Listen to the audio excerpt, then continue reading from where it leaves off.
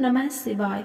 आज हम शिव महापुराण का रुद्र संहिता का तीसरा खंड का 21वां अध्याय पढ़ेंगे।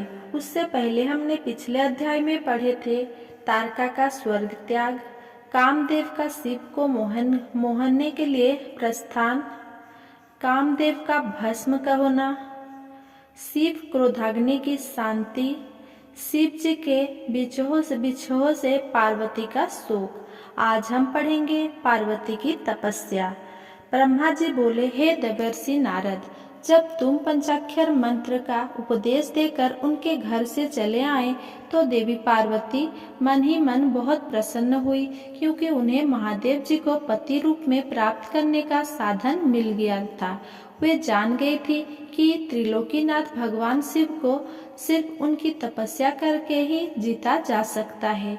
तब मन ही मन तपस्या करने का निश्चय करके पार्वती अपने पिता हिमराज और माता मैना से बोली कि मैं शिव जी की तपस्या करना चाहती हूँ। तप के द्वारा ही मेरे शरीर, स्वरूप, जन्म एवं वंश आदि की कृतकृत्यता होगी। इसीलिए आप मुझे तप करने की आज्ञा प्रदान करें। उनकी तप करने की बात सुनकर पिता हिमालय ने सहस्र आज्ञा प्रदान कर दी, परंतु माता मैना ने उन्हें घर से दूर वनों में जाकर तपस्या करने से रोका। पार्वती को रोकते हुए मैना के मुंह से उमा शब्द निकले, तभी से उनका नाम उमा हो गया। पार्वती के हठ के सामने मैना कुछ ना कर सकी। तब खुशी से उन्होंने पार्वती को तपस्या करने की आज्ञा प्रदान कर दी। तत्पश्चात माता पिता की आज्ञा पाकर देवी पार्वती खुशी से मन में शिव जी को स्मरण करते हुए अपने सखियों के साथ लेकर तपस्या करने के लिए चली गई। रास्ते में पार्वती ने सुंदर वस्त्र को त्याग दिया तथा बक्कल और मृग चर्म को धारण कर लिया। उत्तम वस्त्र का त्याग करने के उपरांत देवी गंगोत्री नामक तीर्थ की ओर चल दी, जिस स्थान पर भगवान शंकर ने घोर तपस्या की थी और वह जहाँ शिव जी ने कामदेव को भस्म कर दिया था, वह स्थान गंगावतरण तीर्थ के नाम से प्रसिद्ध है। वहीं पर देवी पार्वती ने तप करने का निश्चय किया। गौरी के यहाँ तपस्या करने से ही यह पर्वत गौरी शिखर के नाम से प्रसिद्ध हुआ है। उस स्थान पर पार्वती ने अनेक फलों के वृक्ष लगाए।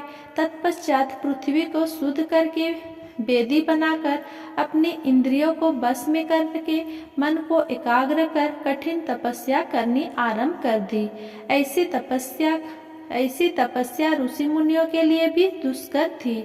भयंकर गर्मी के दिनों में पार्वती अपने चारों ओर अग्नि जलाकर बीच में बैठकर ओम नमः शिवाय का जाप करती थी। वर्षा ऋतु में वे किसी चट्टान पर अथवा वेदी पर बैठकर निरंतर जलधारा से भीगती हुई शांत भाव से मंत्र जपती रहती थी। सर्दियों में बिना कुछ खाए ठंडे जल में बैठकर पंचाक्षर मंत्र का जाप करती थी। कभी कभी तो पूरी रात बर्फ की चट्टान पर बैठकर ध्यान करती थी। सब कुछ भूलकर वे भगवान शिव के ध्यान में मग्न होकर उनका ध्यान करती रहती थी। समय मिलने पर अपने द्वारा लगाए गए वृक्षों को पानी देती थी।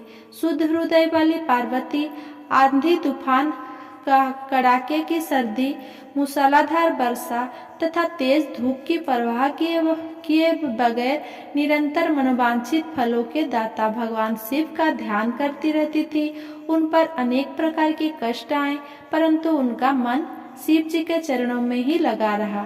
तपस्या के पहले वर्ष में उन्होंने केवल फलाहार किया, दूसरे वर्ष में वे केवल पेड़ के पत्तों को ही खाती थी। इस प्रकार तपस्या करते करते अनेकानेक वर्ष बीतते गए। देवी पार्वती ने सब कुछ खाना पीना छोड़ दिया था। अब वे केवल निराहार रहकर ही शिव जी को आराधना करती थी। तब भोजन हेतु पर्ण का भी त्याग करने के कारण देवताओं ने उन्हें अपन्ना नाम दिया। तत्पश्चात देवी पार्वती एक पैर पर खड़ी होकर ओम नमः शिवाय का जाप करने लगी। उनके शरीर पर बक्कल वस्त्र थे तथा मस्तक पर जटाएं थी। इस प्रकार उस तपोवन में भगवान शिव की तपस्या करते करते 3000 वर्ष बीत गए। 3000 वर्ष बीत जाने पर देवी पार्वती को चिंता सताने लगी।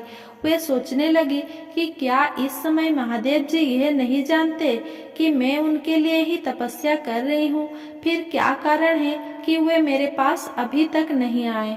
वेदों की महिमा तो यही कहती है कि भगवान शंकर सर्वज्ञ, सर्वात्मा, सब कुछ जानने वाले, सभी ऐश्वर्यों को प्रदान करने वाले, सबके मनों की बात को सुनने वाले, मनोवांछित वस्तु प्रदान करने वाले तथा समस्त दुखों को दूर करने वाले हैं।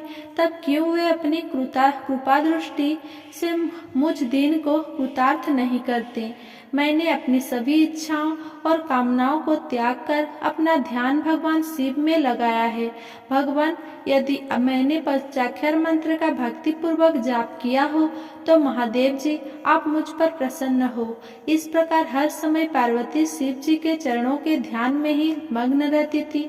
जगदम्बा माँ का साक्षात अवतार देवी पार्वती की वह तपस्या परम आश्चर्यजनक थी। उनकी तपस्या सभी को मुग्ध कर देने वाली थी। अनेक के तप की महिमा के फलस्वरूप प्राणी और जानवर उनके ध्यान में बाधा नहीं बनते थे। उनकी तपस्या के परिणाम स्वरूप वहाँ का वातावरण बड़ा मनोरम हो गया था। वृक्ष सदा फलों से लदे रहते थे। विभिन्न प्रकार के सुंदर सुगंधित फूल हर समय वहाँ खिले रहते थे। वो स्थान कैलाश पर्वत की सी शोभा पा रहा था तथा पार्वती की तपस्या की सिद्धि का साकार रूप बन गया था। 22वां अध्याय, देवताओं का शिव जी के पास जाना। ब्रह्मा जी कहते हैं, मुनीश्वर, भगवान शिव को पति रूप में प्राप्त करने के लिए पार्वती को तपस्या करते करते अनेक वर्ष बीत गए, परंतु भगवान शिव ने उन्हें वरदान तो दूर अपने दर्शन तक ना दिए। तब पार्वती के पिता हिमाचल, उनकी माता मैना और मेरु एवं मंदराज जल ने आकर पार्वती को बहुत समझाया तथा उनसे वापस घर लौट चलने का अनुरोध किया। तब उन सब की बात सुनकर देवी पार्वती ने विनम्रता पूर्वक कहा, हे पिताजी और माताजी, क्या आप लोग ने मेरे द्वारा की गई प्रतिज्ञा को भुला दिया है? मैं भगवान शिव को अवश्य ही अपनी तपस्या द्वारा प्राप्त करूंगी। आप निश्चित होकर अपने घर लौट जाएं।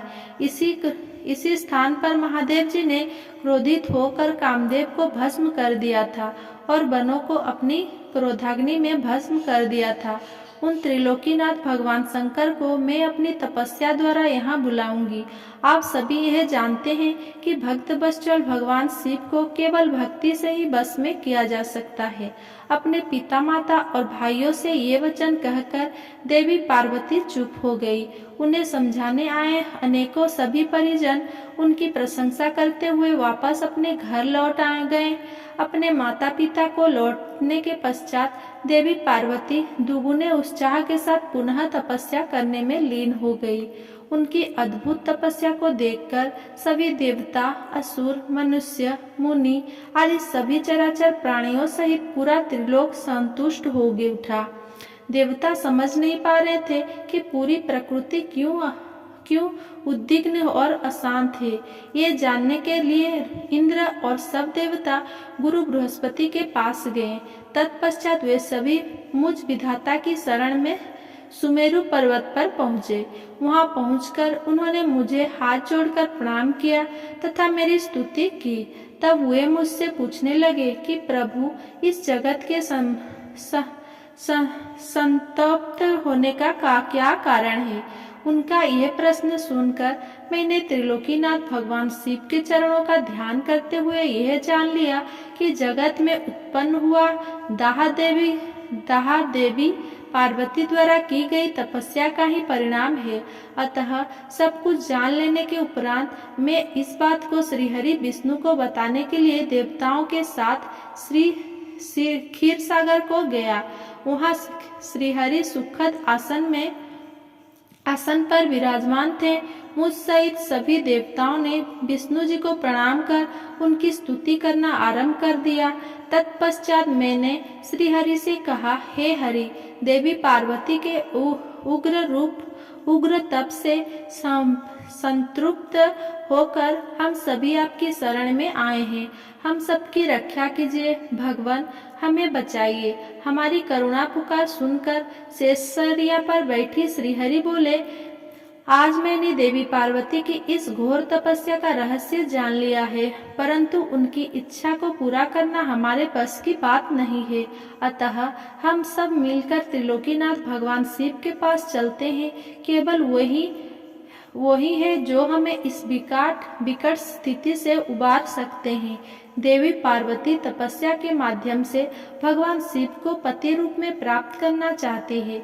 इसीलिए भगवान शिव से यह प्रार्थना करनी चाहिए कि वे देवी पार्वती से विधिवत विवाह कर ले।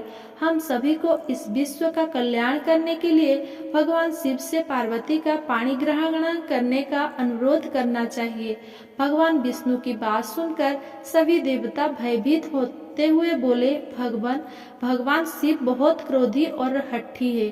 उनके नेत्र काल की अग्नि के समान दीप्त है। हम भूल कर भी भगवान शंकर के पास नहीं जाएंगे। उनका क्रोध सहा नहीं जाएगा। उन्होंने कामदेव को भस्म कर दिया है। हमें डर है कि कहीं क्रोध में वे हमें भी भस्म ना कर दें। हे नारद, इंद्रादि देवताओं की बात सुनकर लक्ष्मीपति श्रीहरि बोले, तुम सब मेरी बातों को ध्यान पूर्वक सुनो। भगवान शिव समस्त देवताओं के स्वामी और भयों का नाश करने वाले हैं। तुम सबको मिलकर कल्याणकारी भगवान शिव की शरण में जाना चाहिए। भगवान शंकर पुराण पुरुष, सर्वेश्वर और परम तपस्वी है। हमें उनकी शरण में जाना ही चाहिए।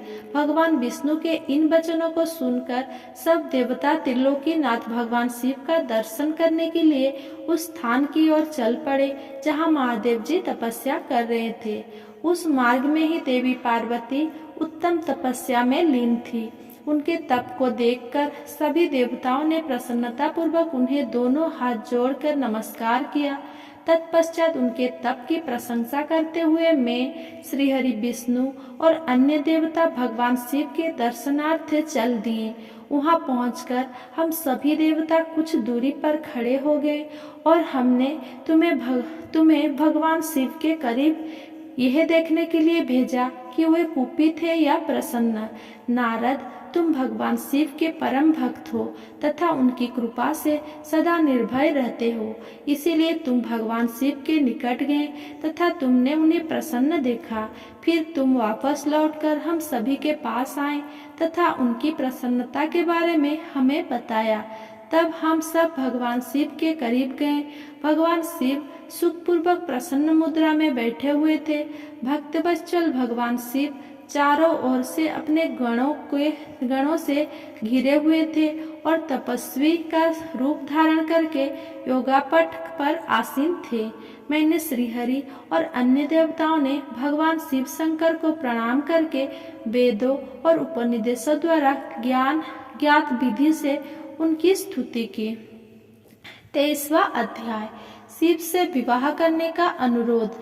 ब्रह्मा जी कहते हैं, हे नारद, देवताओं ने वहां पहुंचकर भगवान शिव को प्रणाम करके उनकी स्तुति की। वहां उपस्थित नंदीश्वर भगवान शिव से बोले, प्रभु, देवता और मुनि संकट में पड़कर आपकी शरण में आए हैं।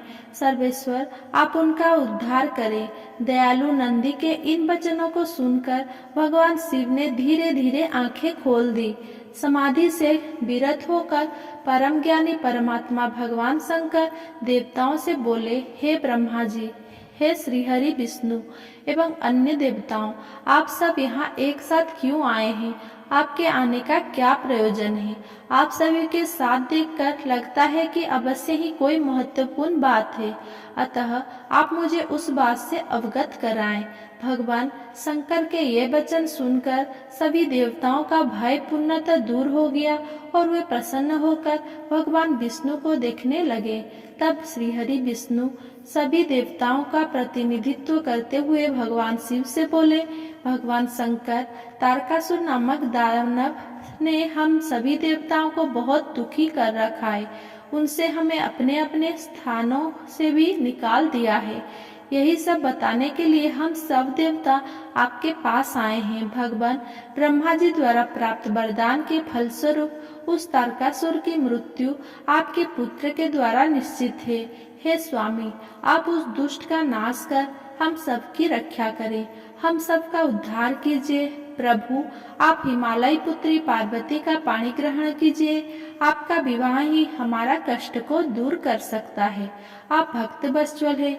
अपने भक्तों के दुखों को दूर करने के लिए आप देवी पार्वती से शीघ्र विवाह कर लीजिए। विष्णु जी के ये वचन सुनकर भगवान शिव बोले, देवताओं, यदि मैं आपके कहे अनुसार परम सुंदरी देवी पार्वती से विवाह कर लूं, तो इस धरती पर सभी मनुष्य, देवता और ऋषि मुनि कामी हो जाएंगे। तब वे परमार्थ पद पर नहीं चल सकेंगे। देवी दुर्गा अपने विवाह से कामदेव को पुनः जीवित कर देगी। मैंने कामदेव को भस्म करके देवताओं के हित का ही कार्य किया था। सभी देवता निष्काम भाव से उत्तम तपस्या कर रहे थे ताकि विशिष्ट प्रयोजन को पूर्ण कर सके। कामदेव के ना होने से सभी देवता निर्विकार होकर शांत भाव से समाधि में ध्यान मग्न होकर बैठ सकेंगे। कामों से क्रोध होता है, क्रोध से मोह हो जाता है और मोह के फलस्वरूप तपस्या नष्ट हो जाती है।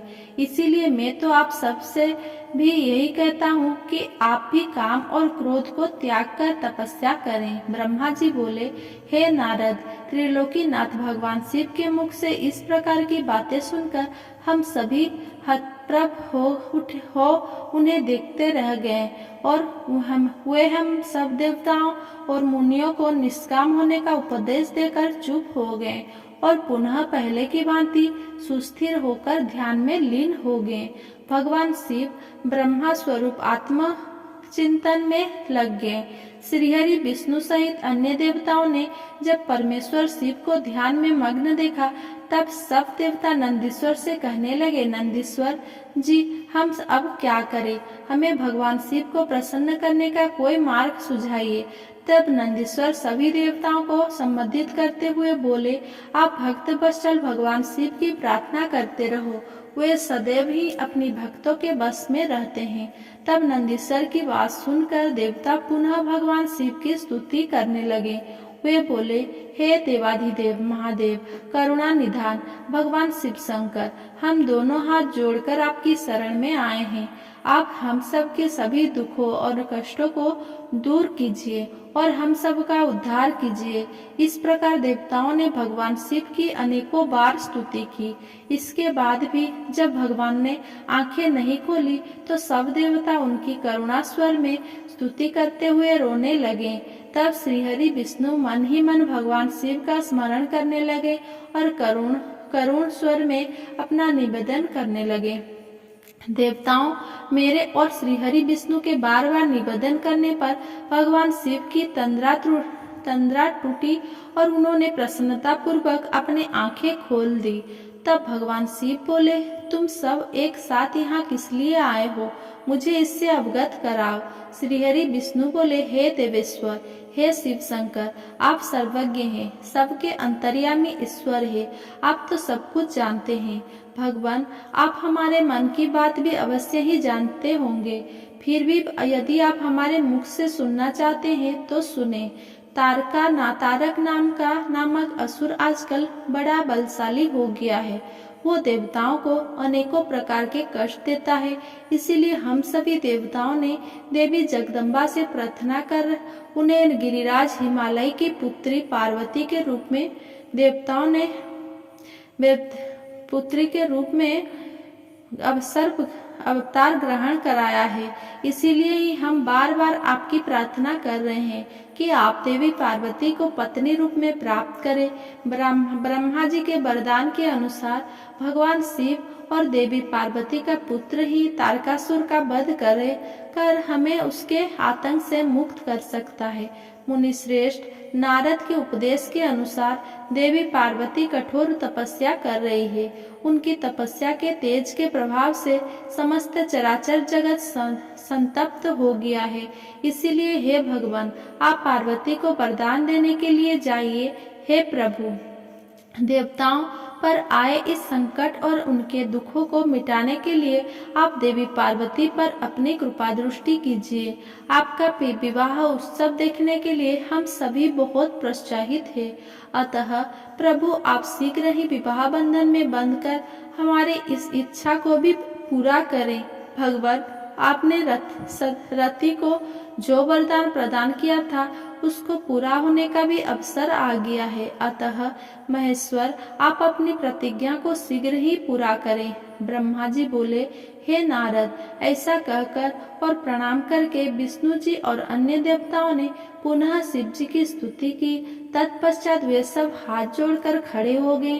तब उन्हें देखकर वेद मर्यादाओं के रक्षक भगवान शिव हंसकर बोले, हे हरे, हे विधे और हे देवताओं, मेरे अनुसार विवाह करना उचित कार्य नहीं है, क्योंकि विवाह मनुष्य को बांध कर रखने वाली बेड़ी है। जगत में अनेक कुरीतियां हैं, स्त्री का साथ उनमें से एक है।